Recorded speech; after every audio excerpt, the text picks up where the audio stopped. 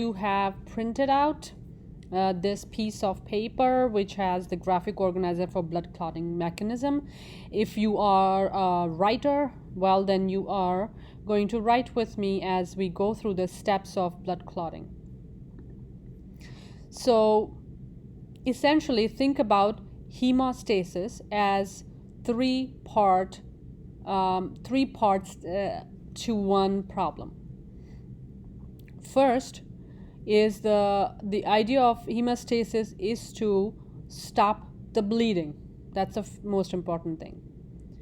But in order to do that, it has to go through three phases: vascular phase, platelet phase, and the coagulation phase. So we will start with the first one, the vascular phase.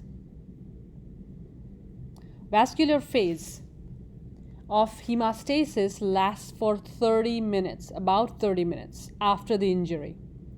So what is the main factor for this?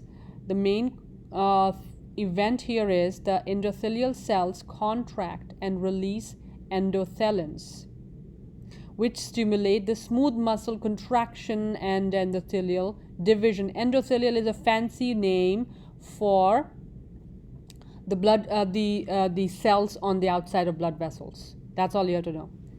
The endothelial cells become sticky and adhere to platelets and each other. So first off, look at this. This is like an artery, right? Full-on artery that has a full diameter so the blood can flow.